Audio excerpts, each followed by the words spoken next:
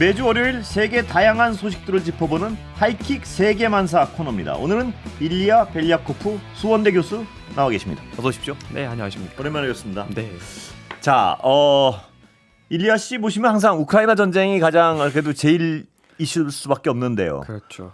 우크라이나가 러시아 본토를 공격했습니다. 이게 현상이 뉴스에 보도되는 대로 어떤 그런 상황이 어떻습니까? 어떤 상황입니까 이게? 뭐 뉴스를 보시면 아시겠지만 말 그대로 우크라이나 군이 원래 러시아 고유 예. 땅에 이제 쿠르스크 주라고 예. 하는데 바로 우크라이나의 국경에 접근해 있는 지역이에요.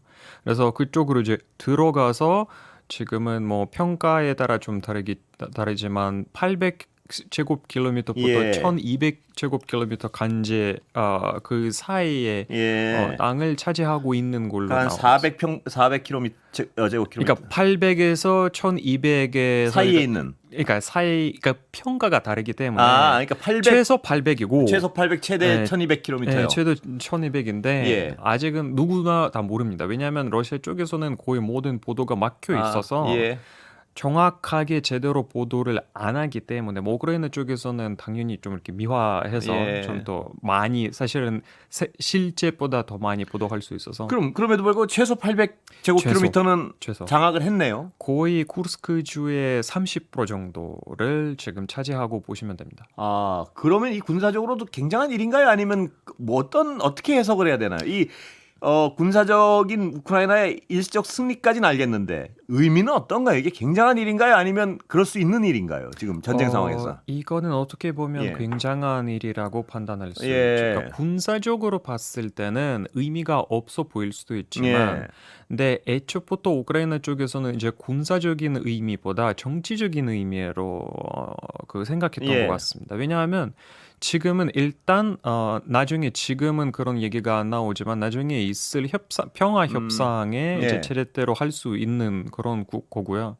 또 그보다 훨씬 더 큰 의미가 뭐냐면 러시아 내에서 더 이상 러시아를 지킬 군대가 없다라는 것을 보여주었어요. 예. 모든 군대 인원이 지금 도네츠크나 루한스크 그쪽으로 보내져 있고 실제로 뭐 쿠르스크나 또 주변에 있는 주에 지키는 그런 뭐 국내 군대라든가 예. 뭐 등등등 여러 가지가 없다는 걸. 그러니까 누구나 들어와서 쉽게 직진할 수 있는 그런 것을 보여줬고 이거 첫 번째고 예. 두 번째는 이제 러시아의 정보가 이런 사태의 반응이라는 것도 굉장히 이제 중요하게 받아들여야 하는 부분이기도 해요. 반응에 주목할 부분은 뭔가요?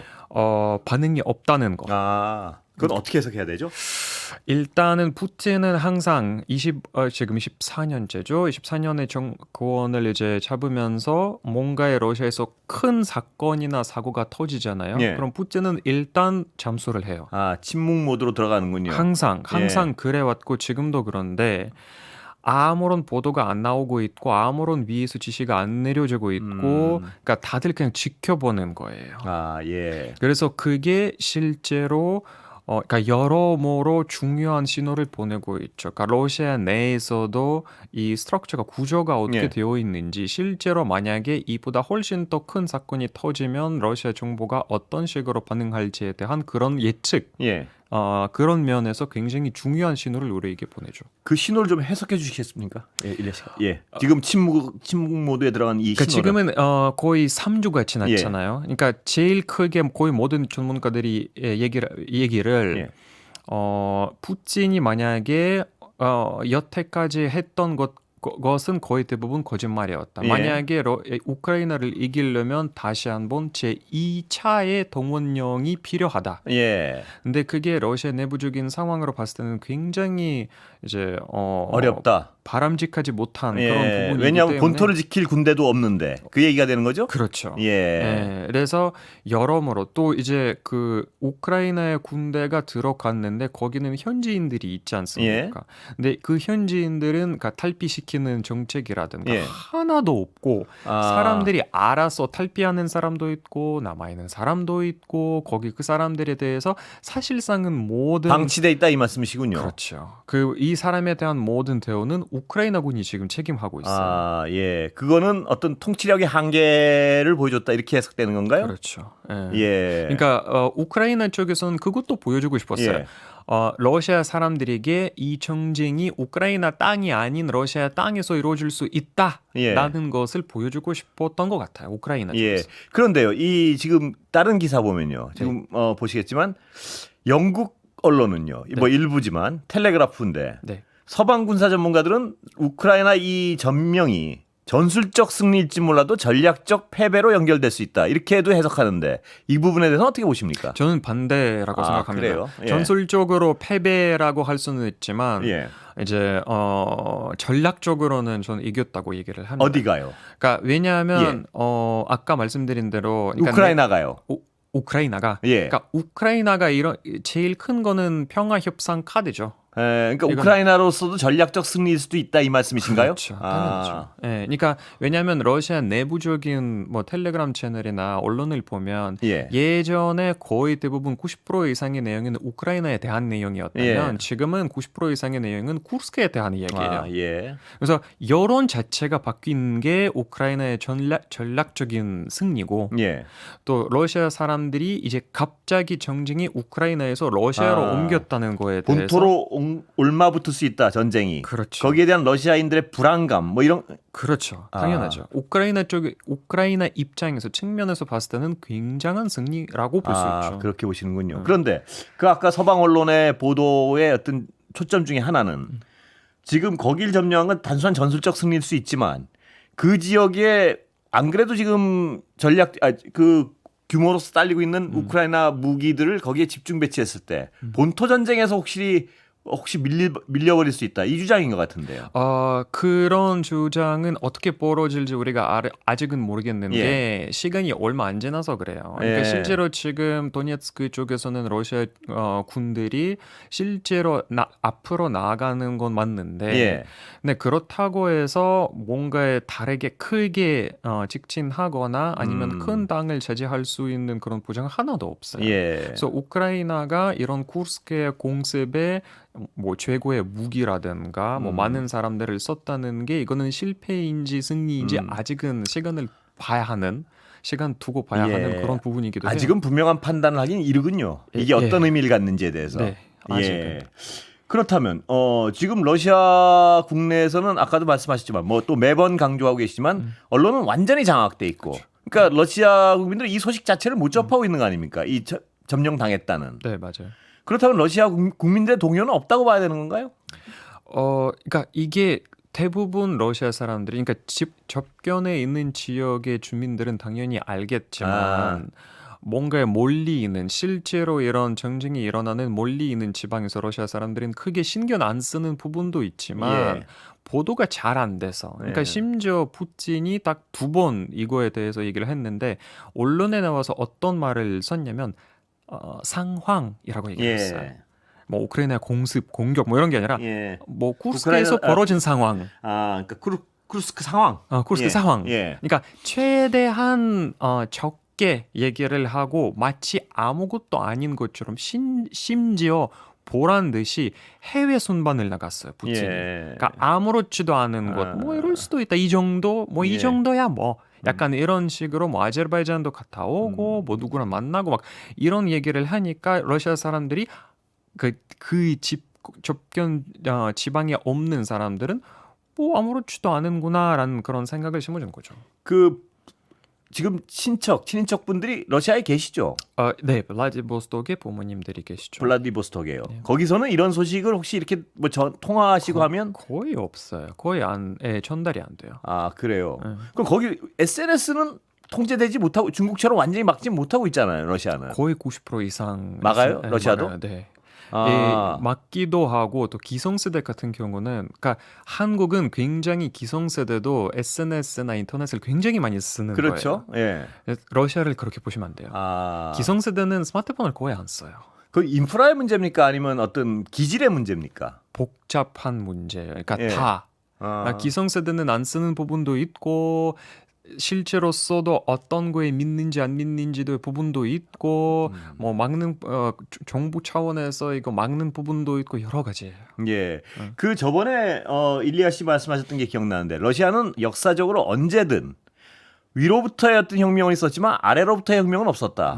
없었죠. 그런 기질도 이런 상황과 어떤 일맥상통하는 부분이 있는 건가요? 없지는 않죠. 예. 그러니까 러시아 사람들이 이런 인내심이라고 얘기를 할까? 예. 그러니까 이런 인내심이 굉장히 너무 커서 뭐 이렇게 정쟁이 일어나도 뭐 그러니까 정쟁 일으킨 사람이 푸틴이니까 푸틴이 알아서 처리를 하겠지라는 태도가 굉장히 커요.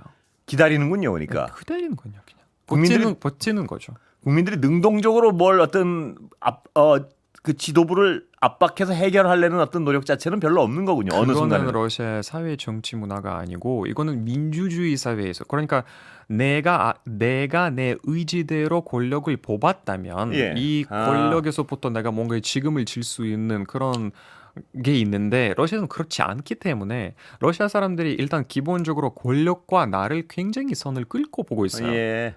권력은 권력대로 나는 나대로 나는 권력이랑 아무런 상관이 없고 걔네들이 뭘 하든 나랑 상관이 없기 그렇군요. 때문에 예. 걔네들이 알아서 놀게 하고 나도 알아서 놀고 어. 이런 사고 방식이에요. 그러니까 어떤 이 형식적 민주주의 자체를 그리 어떤 거기에 대한 신뢰가 없군요.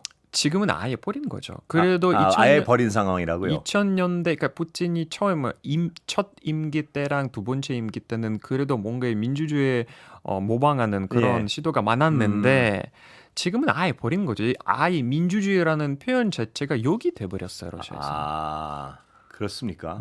거기는 열망도 없습니까? 혹시 국민들이 이 어떤 주권을 찾겠다, 국민 주권을. 국민이 주권을 찾을 수는 없어요. 이거는 그러니까 혁명이나 아니면 정말 위에서 혁명이 일어나야지. 그러니까 굉장히 그렇군요. 예. 위에서 뭔가가 일어나야지. 그러니까 아래에서 위로 올라가는 혁명이 거의 지금 상황에서 저는 개인적으로 불가하다고 소비에트 연망이 무너질 때도 물론 위에서부터 무너져 내렸고요. 위에서 무너졌기 예. 때문에 모든 게 그렇군요. 네. 역사 대부분이. 네. 자, 그렇다면 일리아 씨는 여러 가지 어떤 언론과 러시아 언론은 뭐 물론 통제가 돼 있기 때문에 그렇더라도 서구 언론을 좀 종합해서 보실 텐데요. 지금 전황을 어떻게 봐야 되는 겁니까? 어떤 정황이에요? 전황. 그러니까 전쟁 상황을 어떻게 봐야 누가 유리하고 얼마나 버티고 이건 뭐 어떻게 되는 겁니까? 모르는 건가요? 그건 아예? 모르는 건가요? 왜냐하면 지금도 우크라이나가 그렇게 쿠르스크 주를 공격하는 것도 예. 그 누구도 예상하지 못했고 심지어 미국도 놀랬다고 얘기를 예. 하잖아요. 그러니까 아무도 모르는 상태에서 우크라이나가 갑자기 잠재력을 사용해서 이렇게 공격했는데 예.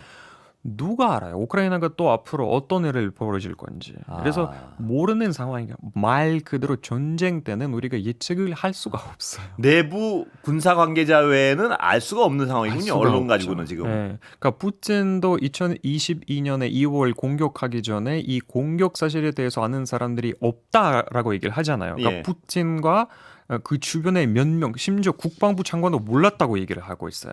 그래요? 네, 그러니까 아무도 몰랐어요. 그럼 누가 한 겁니까? 명령은 푸틴이 혼자 한 겁니까? 명령은 푸틴이 하고 했죠. 그러니까 언론에 나와서 이제 지시를 한 거예요. 그때 국방부 장관과 뭐 국정원 원장 그 사람들이 알게 됐다고 이제는 우리가 알고 있는데 그 당시는 몰랐다고 얘기를 하고 있어요.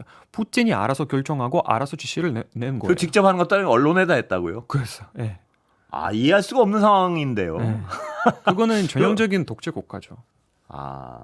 자, 그 전황은 그렇군요. 그러니까 내부 군사 전문가들, 그러니까 직접 전쟁에 관여하는 사람들 외에는 알 수가 없다. 이게 알 수가 없죠. 그러니까 왜냐하면 지금도 2년 전의 일을 되살려 보시면 그 당시 뭐 저도 포함해서 거의 모든 사람들이 당연히 푸틴이 전쟁을 일으키지 않을 거라고 예상하고 있었어요. 당연한 얘기였고 그 푸틴을 조금이라도 아는 사람이었다면 되게 논리적인 그런 결과였어요.